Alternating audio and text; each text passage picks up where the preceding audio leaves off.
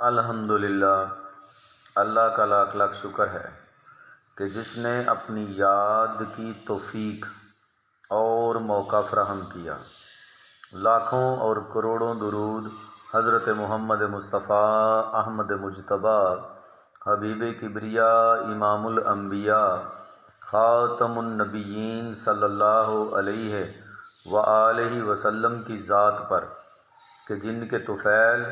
مالک الملک نے یہ مہربانی فرمائی۔ آج ہم بات کریں گے کہ ایک مرید کو، ایک طالب کو، ایک راہ سلوک کے مسافر کو کب تک اپنے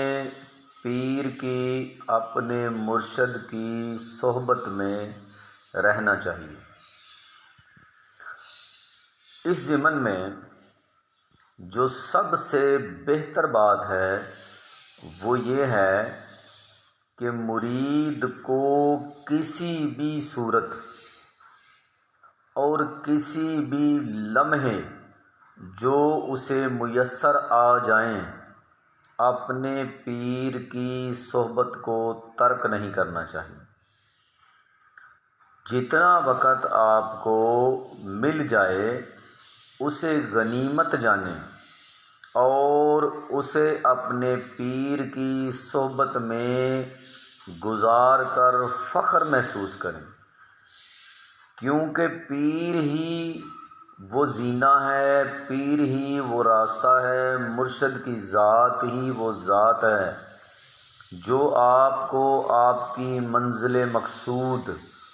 رب تعالیٰ کے عرفان تک پہنچا سکتی ہے۔ ایک مرید چاہے راہ سلوک میں جتنی ہی ترقی کر جائے، چاہے وہ جس مرضی مقام پر پہنچ جائے، وہ آنکھیں بند کر کے دو عالم کی سیر کر کے واپس آ جائے، پھر بھی اسے چاہیے کہ وہ کسی صورت بھی اپنے پیر کی صحبت کو ترک نہ کرے، کیونکہ پیر ہی وہ ذریعہ ہے، پیر کی ذات ہی وہ ذات ہے، مرشد کامل کی ذات ہی کی وجہ سے مرید کو کامیابی ملی ہے اور آئندہ بھی ملے گی، اور قیامت کے دن چاہے مرید جس مرضی مرتبے پر پہنچ جائے وہ پیر کے پیچھے ہی کھڑا ہوگا۔ اس لیے لوگوں نے، آپ نے دیکھا کہ اکابرین جو ہیں ہمارے، انہوں نے ساری زندگیاں جو ہیں وہ اپنے پیر کے لیے وقف کر دیں، اور اس وقت پر جو ہے فخر محسوس کرتے تھے جو انہوں نے اپنے پیر کی صحبت میں گزارا۔ اس لیے کسی بھی صورت میں اگر آپ کو وقت میسر ہے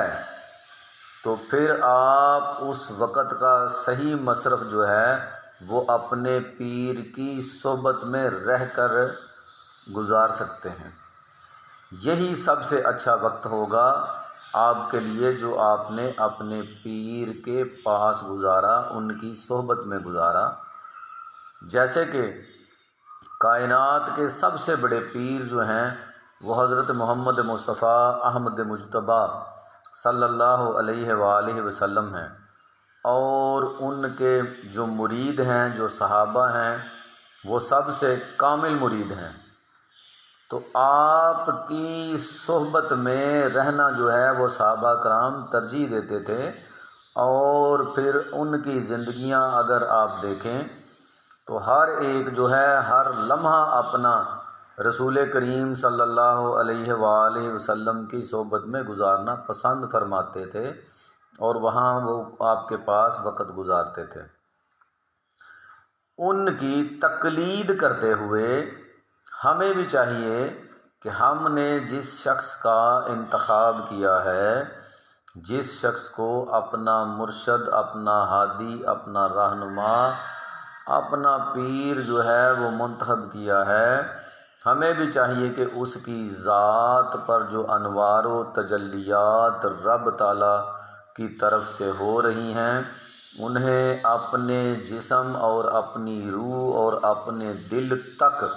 لے کر آنے کے لیے ہمیں چاہیے کہ جتنا بھی زیادہ سے زیادہ وقت ہم جو ہے وہ اپنے پیر کی صحبت میں گزاریں، وہ ہمارے لیے غنیمت ہے۔ امید ہے کہ آپ بات کو سمجھ گئے ہوں گے۔ اللہ تبارک و تعالی عمل کرنے کی توفیق عطا فرمائے۔ وما علینا الا البلاغ المبین۔ السلام علیکم۔